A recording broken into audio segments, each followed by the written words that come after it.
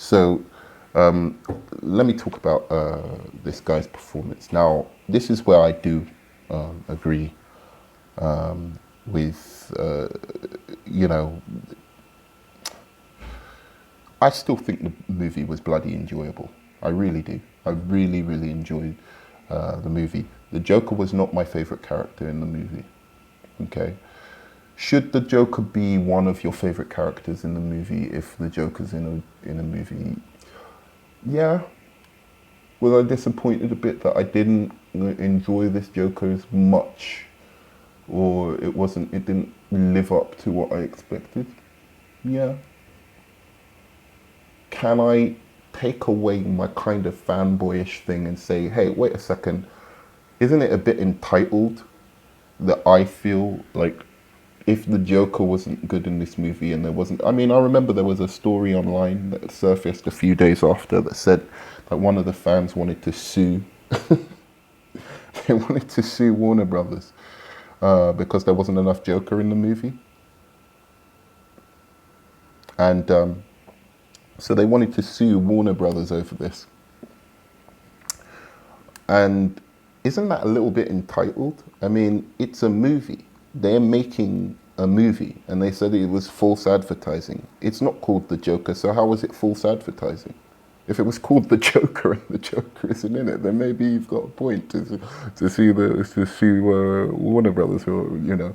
But it was never promised. It was never stated.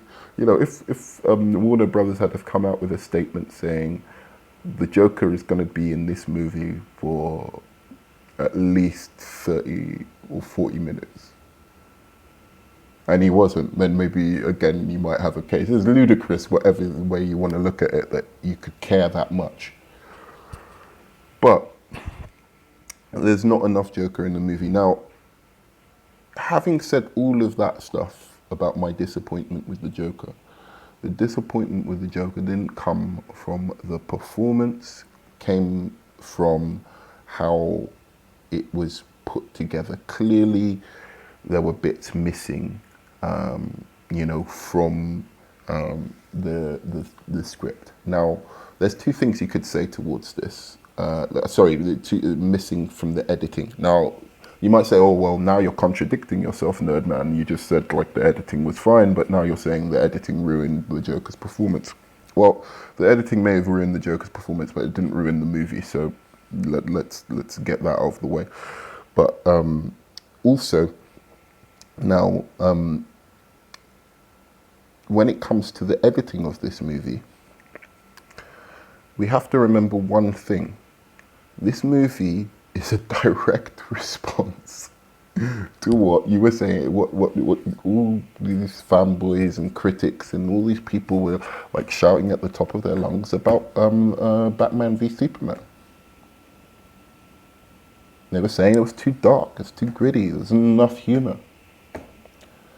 Where's the humor? Where's the kind of light-sided thing? So they did reshoots to make fans and people happy. And I think the humor in this movie worked a lot better and was a lot funnier than a lot of Marvel movies. I think it wasn't forced. It wasn't kind of third wall kind of breaking, where it's like it all kind of emanated naturally from the characters rather than you know, kind of trying to mock themselves. And this is what I don't like actually about the Justice League trailer, because actually they're starting to go into this kind of third wall breaking with you know, Bruce Wayne kind of smiling at Aquaman, saying, you know, anyway.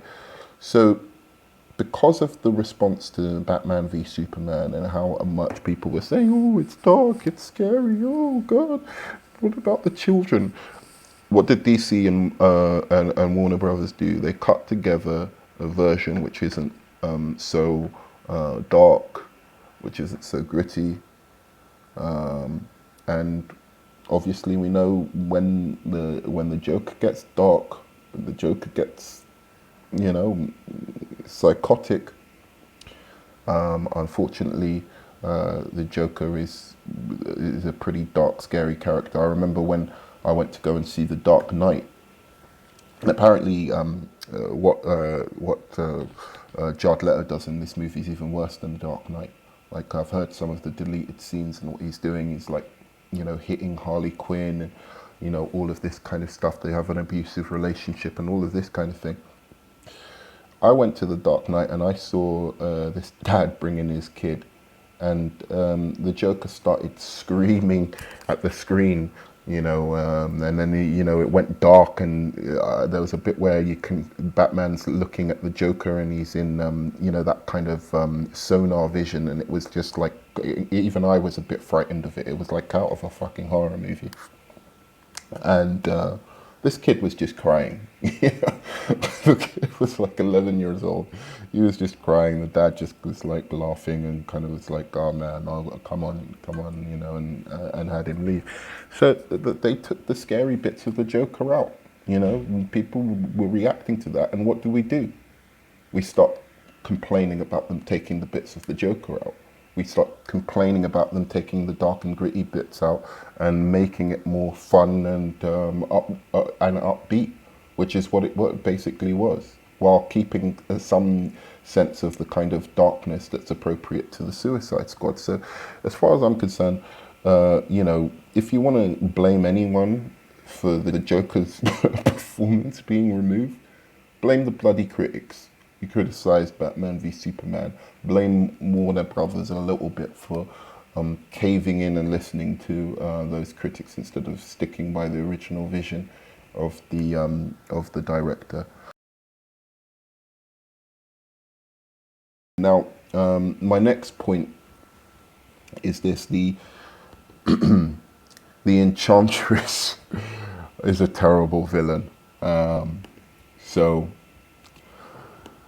Well, I've got 2 points to this. I'm gonna get through this really, really quickly. Now, I'm gonna say something very, very. There's gonna be 3 points to this. First of all, I wanna say to Cara Delevingne, I apologize for how cruel people are being to you, because it's absolutely, absolutely taken way, way out of proportion to what that performance was. What was she? She was a basic witch. She was visually, let's just take the performance out of it. Visually, the Enchantress was very, very interesting, spectacular. Everyone talks about the hand scene. Everyone loves that hand scene when it kind of comes through. Really, really cool, visually spectacular scene, and generally just a visually spectacular popping out of the screen villain. Was her plot basic and not very kind of generic by the end? Yeah, sure it was, but like in the end, Cara Delevingne played 3 separate characters in this movie, and each one of them were distinct to me. I didn't see Cara Delevingne, I saw the Enchantress. Now, whether you like the Enchantress or not, that's your own issue. But when I see Cara Delevingne as a person, I see no relationship to what I saw on screen. And to me, that's good acting.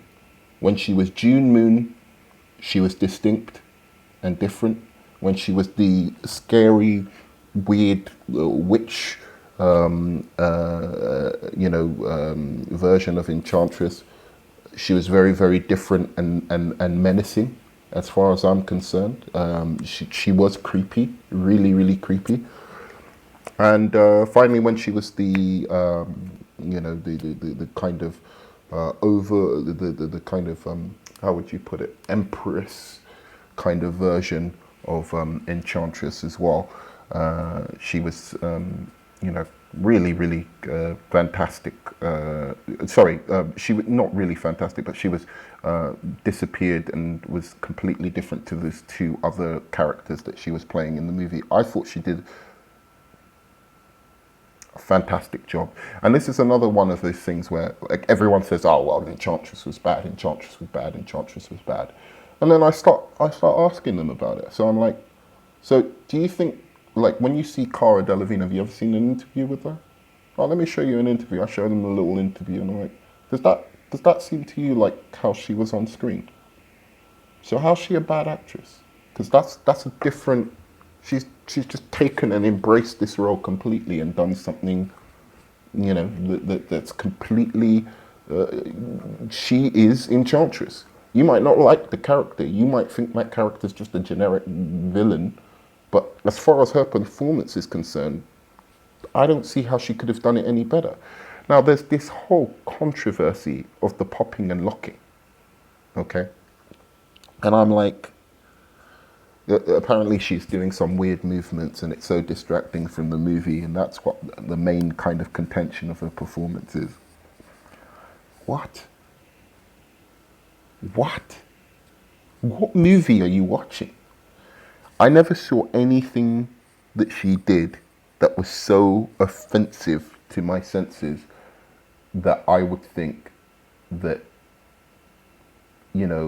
the movie somehow suffered from it. There was nothing distracting about what she was doing. I don't even know what this is. This is just pure hate. Like, this is a new girl, maybe she's a model. People think, oh, she's a model, she can't act. Let me tell you something about actresses. They are some of the most beautiful people physically on earth. Okay? Now, I'm not saying this is like I celebrate beauty of, and I think actresses are all fucking fantastic or anything like that. I don't give a fuck about beautiful, whether a woman's beautiful or not. It doesn't bother me. I don't treat them any differently. I don't think they're special. It's nothing to do with that. But actresses generally are some of the most beautiful people on earth. So it's only logically speaking that some of them are going to have been models. Okay? So the fact that she's a model has nothing to do with whether she's a good actress or not. She could be a bad actress and have been a model. She could be a good actress and have been a model. You can have an actress who was never a model who's a bad actress. It's completely ridiculous. And also, the reason people hate the Enchantress, this is the real reason. I'm going to tell you the absolute real reason people hate the Enchantress. It's because they're entitled pricks, right? Who, some of them, not all of you, some of you genuinely don't like her, I'll give you that. But some of them are entitled pricks who are like, oh, the villain wasn't the Joker. We didn't get enough Joker. We didn't get enough Joker, even though we didn't like the performance of the Joker. So why do we want more of him?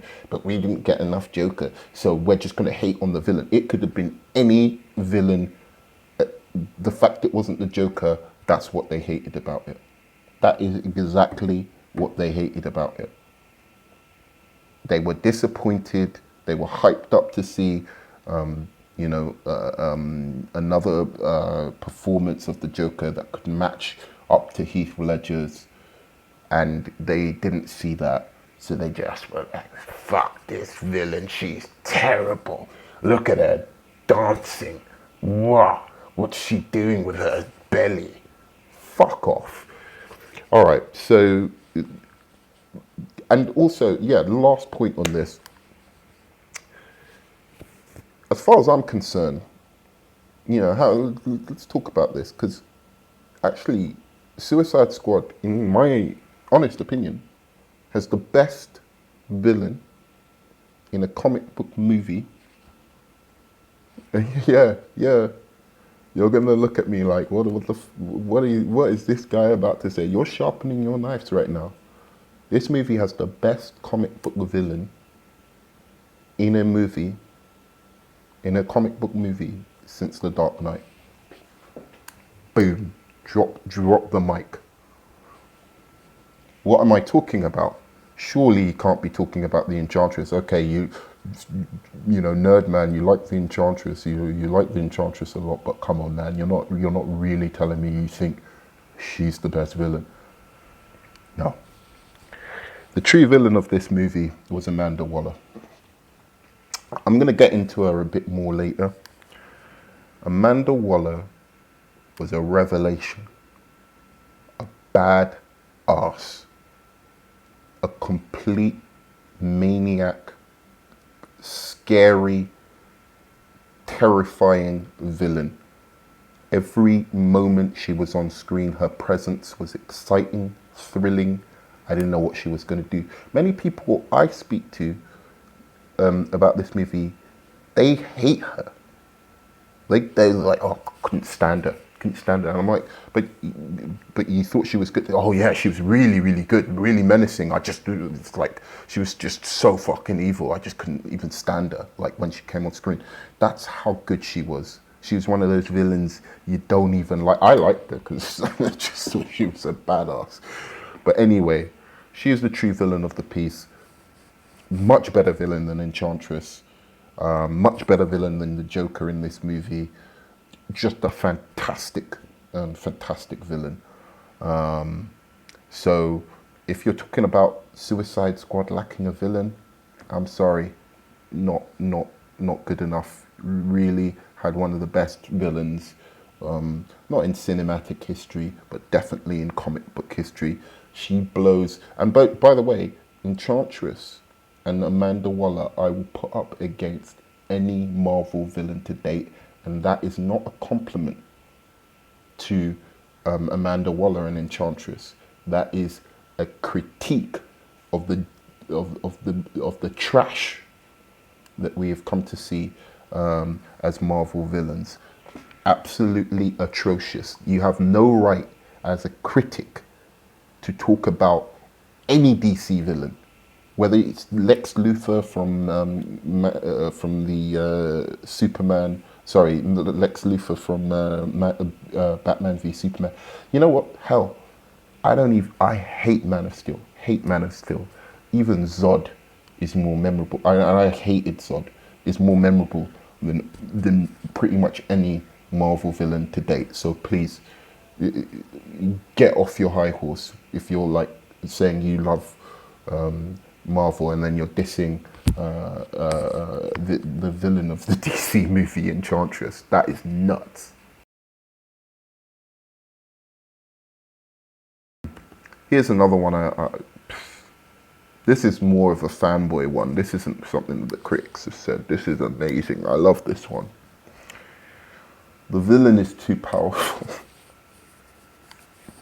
Enchantress is too powerful. She's too OP, man. Too OP, bro. Why? Like, these guys aren't even metahumans. And she's too OP. How do they even take her down? All right. Well, all right. So you can see I've been fair, like the Joker, the editing fucked up the Joker, messed up the Joker a little bit. So you can see I've been fair. All right. So the movie is called Suicide Squad. These people, the whole concept of the movie is these are bad guys who are going on a mission that they're likely not going to be able to survive from. It's so dangerous that it is suicide to go into the mission. How can you possibly say, as a criticism of a movie called Suicide Squad, that the villain is too OP? She's too powerful for the Suicide Squad because they're not. And then they say, well, you know, like, and the whole thing of the movie is like, oh, you know, well, the whole premise is like, what if Superman were to, you know, take down the White House or something like that? Who would stop him? And Amanda Waller says, you know, this Suicide Squad will stop him. And you know, everyone's like, well, how are these Suicide Squad? You know, Deadshot can't stop him. Well, Deadshot could probably stop him with a kryptonite bullet because he's quite good. He's quite handy with those old guns, isn't he? But you know, Harley Quinn, she's just crazy. Diablo, well, you found out what he could do later, but could that take Superman down? I'm not sure. Maybe could give him a little bit of an interesting fight. You never know. But generally speaking, yeah, El Diablo on a bad on his bad day on a normal day shouldn't be a problem for Superman, and you can run down the line, Killer Croc, etc., etc., etc. However, the fact is, all Amanda Waller said is like she's looking for these metahumans, and the second thing is, if you take the Enchantress into account, then actually you do have someone who could take on Superman. You saw what she could do. She could do amazing, amazing things, amazing feats. We know Superman, his weakness is magic. So essentially, the Suicide Squad could be a problem for Superman. What if Enchantress got into his head and made him see all these weird fantasies? Now, I will give the critics one thing on this, and I haven't heard many of them mention this, but I thought this was absolutely stupid. And I thought the writing could have been a lot better here. Amanda Waller was a complete badass, as I said. But why? Why did she have the Enchantress's heart right next to her, and her thing was to hurt it with a pencil? I thought that was a bit silly. It didn't take me out of the movie. I still thought the movie was fun. It was a minor gripe. It was, and I'm going to go into something of the style of the movie and why some of these kind of silly, dumb things actually made a little bit of sense. But like that was pretty dumb. You know, you would have thought she had the heart in some kind of connected to some bomb somewhere that if the Enchantress goes near it, or she's got a magic field, something like that, where she'd be pretty. It would be pretty hard for the Enchantress to get at the heart, but for it to be right in front of her, that kind of defied belief. Although you could see it as maybe like a magic lantern or something. Maybe if they explain that a little bit, like the heart is like a magic lantern. Like generally, if you have possession of it, you have control over the Enchantress, right? So it could have worked like that. But anyway, that was a bit of a stupid part of the movie. Same with her. She's standing in front of a guy who's supposed to be really, really quick with guns and shoot people, and she's got the phone in front of her hand, which she can use to blow off people's heads. Seemed a bit far-fetched. I think Deadshot would be able to get her before she'd be able to get the phone. So there should have been some explanation of that. Generally, these are nitpicks. It's a comic book. Just try, enjoy. Okay, if you can enjoy. If that really is so frustrating for you, the 2 points I just mentioned, which I can kind of understand, then I understand. But in general, just try and enjoy. Stop being a film critic. Stop trying to be a film critic. Just sit down and enjoy a movie, unless it's so bad, like Independence Day Resurgence, that it's impossible to enjoy.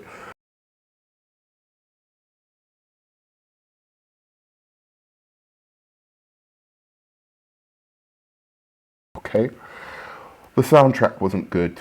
Why? I'm not even gonna, dignify that with an answer. I mean, the soundtrack wasn't good. It was distracting. What is that? Could you hear the people's voices over the music?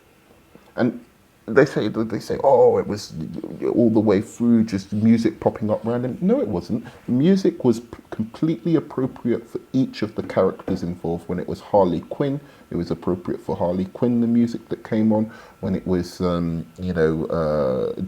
it was appropriate for him, the music that came on. When it was Amanda Waller, it was perfect for her, and so on.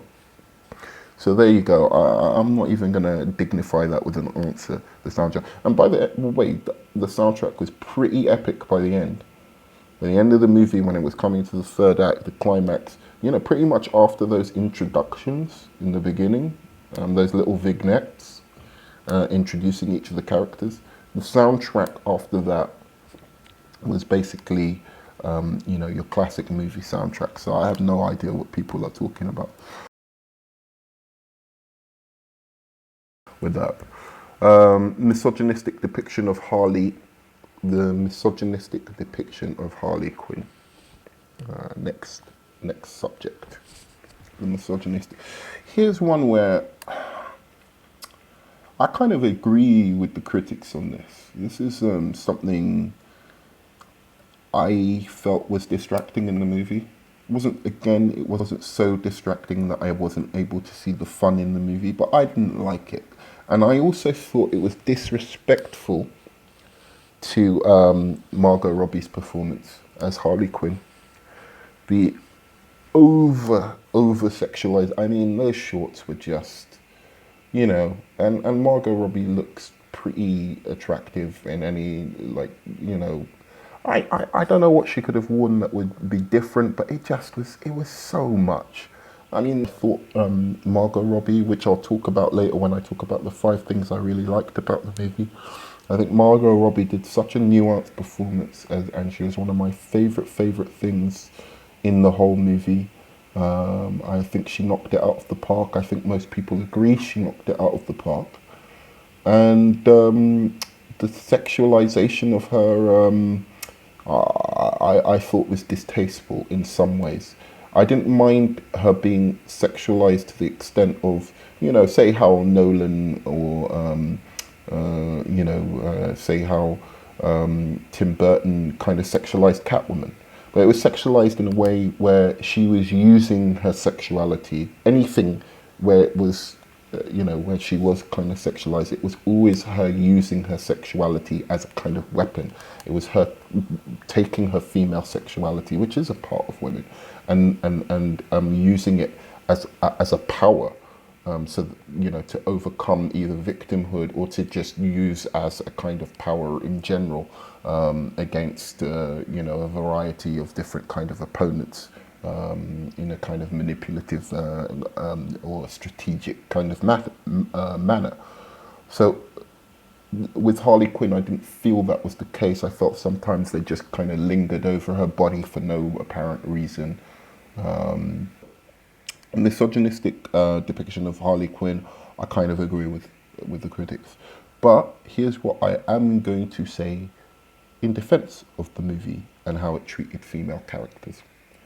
This movie, and this is one of the things I'm not gonna go in too much about this because I'm gonna talk about this later. This movie has a very, very diverse use of women. So in some ways you can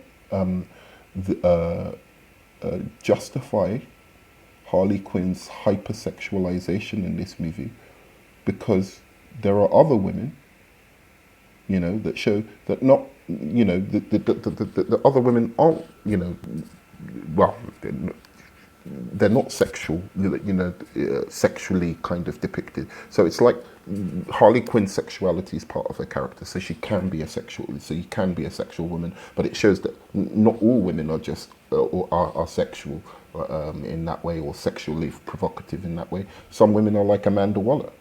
He wasn't sexualized at all, and was very, very kind of, and then it had another woman in June Moon who kind of played 3, where Enchantress you could say was a bit like sexualized herself, but June Moon wasn't very sexualized, I don't think.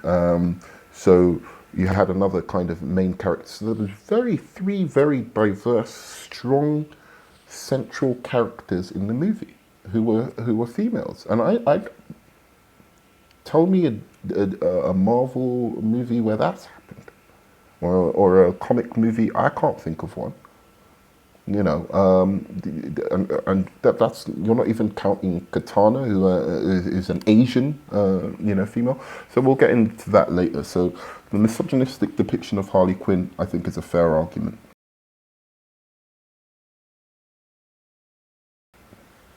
Too many characters. Again, this one is something that is said. The characters weren't developed enough, etc., etc. What did you want? They keep saying like Marvel. They're trying to catch up with Marvel. They're doing everything too fast. So this is the too many characters. I'll put up the titles in the video so you can see the too many characters argument. Now, what do you want them to do? I mean, you say that they're trying to play catch up. This is what you always hear, that the Marvel comics earned it. They did individual movies so you could understand. So what did you want? I mean, you wanted the Suicide Squad. You wanted them to have individual movies before doing the Suicide Squad movie. I don't understand what you wanted. Do you not think that in later movies they might be able to explore characters like Katana, like the secondary characters that you thought were interesting. And you know, you might do the "oh, the show don't tell" her kind of argument. Oh, they just said that her sword ate the souls of people. You didn't get to see it. It's a couple of seconds of the movie. First of all, okay, yeah, it's probably not the best way to kind of introduce a character's abilities or skills. You know, someone just say it kind of on the nose like that. But I mean, that was part of the kind of B movie quality homage of the movie that it had anyway. But let me put it this way: there's plenty of time in sequels to explore characters like Katana. You know, I remember like Dan, and it was maddening. It was like, it was completely maddening. They did a show on Screen Junkies where they were, you know, the movie fights. I don't know if you guys watch it. I watch it sometimes. And they did one on Suicide Squad. And, you know, Dan is one of the fighters who's like supposedly a champion. I'd love to go on the show and take him on. He'd probably win, I don't know. But he said, you know, the Joker wasn't important to the movie. And if you take the Joker out of the movie, it would be the same thing. It would be the same movie, and you know, you just didn't need him in there because you could tell Harley Quinn was crazy and etc., etc., etc. And to me, that was the equivalent of saying Deadshot's daughter wasn't needed in the movie. You know, there's too many characters. Why didn't they take Deadshot's daughter out of the movie? It would have been the same movie. Because the Joker was there to inform Harley Quinn's character, so you could see the background of how she became Harley Quinn. Okay, that was what he was there. That's what he served to do in the movie. With Deadshot, it was his daughter that served to do that in the movie. So no one, I don't hear anyone saying Deadshot's daughter shouldn't have been in the movie. But because it's the Joker, it's like, oh, well, you know, like, if he isn't going to do something like, you know, like be the best thing in the whole film, then he shouldn't be in the film. There are plenty of cool DC characters, okay? The Joker doesn't always have to be the highlight of every single movie he's in.